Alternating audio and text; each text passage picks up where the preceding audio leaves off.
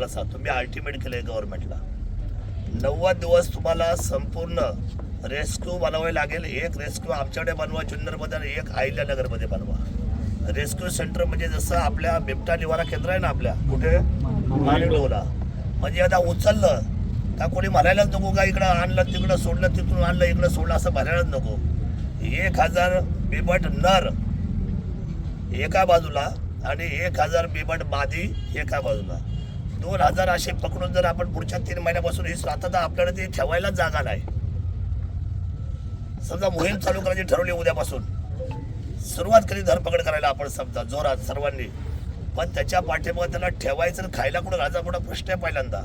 म्हणून 90 दिवसाची वेळ शांततेने मी मागितलेली आहे. 90 दिवसानंतर आपल्याला हेच प्रयोजन करावं लागेल की 90 दिवसापर्यंत आपल्याला स्वतःला सर्वांना सांभाळावं लागेल स्वतःला. कारण हे काही एका दिवसाची प्रयोजन नाही ना की आज आपण म्हटलो केलं का रेस्क्यू सेंटर तयार होतंय, असं तर काय नाही. त्या डिझाईनप्रमाणे त्याच्या मंजुरीसाठी ते वरती आहे. आता टेबलावर नागपूरहून ते चालले आता दिल्लीला. 1-2 दिवसामध्ये स्वतः मुख्यमंत्र्यांनी लक्ष घातलं, याच्यामध्ये मनावर घेतलंय.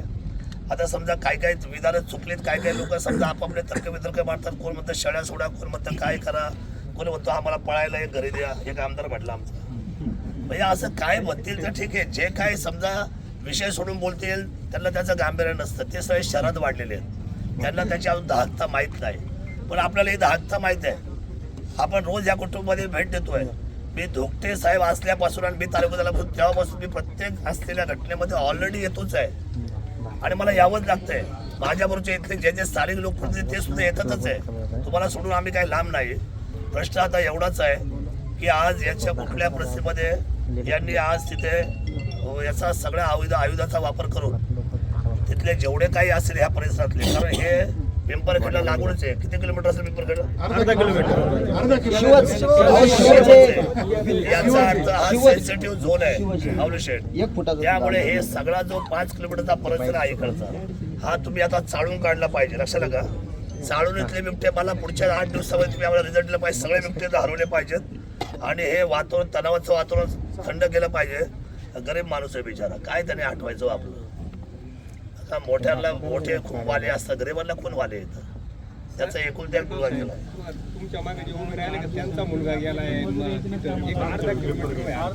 त्यांना भेटलो नाही ऑलरेडी सगळ्यांना. त्या लोकांना मी भेटलोय, बॉम्बे कंपनीला भेटलोय आम्ही.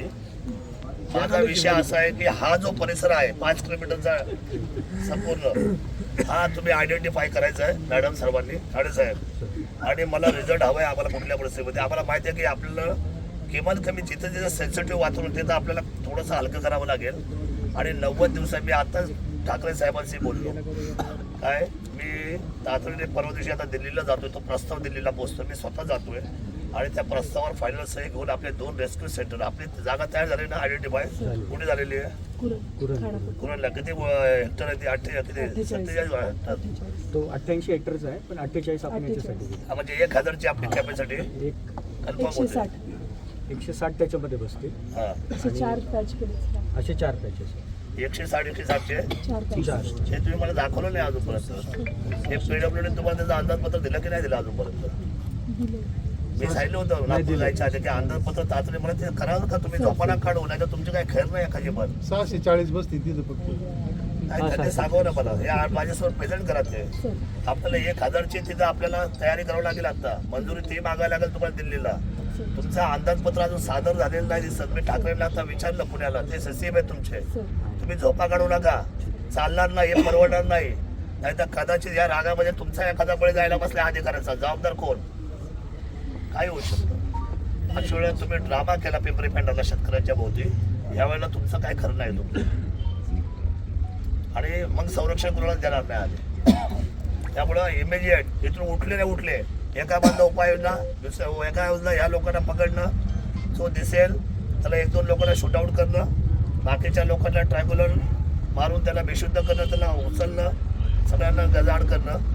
आणि तो जो सेन्सिटिव्ह भाग आहे त्याच्यातली आपली जी धाकता आहे ते कमी करणं. आणि विशेषत्वाने मला इमिजिएट 1000चं जे प्रपोजल आहे ते फायनली मला अंदाजपत्रक सगळं तुमचं CCFच्या माध्यमातून तुमच्या डिपार्टमेंटला पाहिजे. कारण मी 2 दिवसाच्या आतमध्ये दिल्लीला जाणार आहे, मी थांबणार नाही बिलकुल आता. आता फक्त 45 दिवसांमध्ये तुम्हीही बनू शकता प्रोफेशनल मेकअप आर्टिस्ट. तुम्हालाही प्रोफेशनल मेकअप आर्टिस्ट व्हायचं आहे, ते पण गव्हर्नमेंट सर्टिफिकेट सोबत. तर आज मी तुम्हाला घेऊन आले आहे समृद्धी मेकअप स्टुडिओ आणि अकॅडमीमध्ये.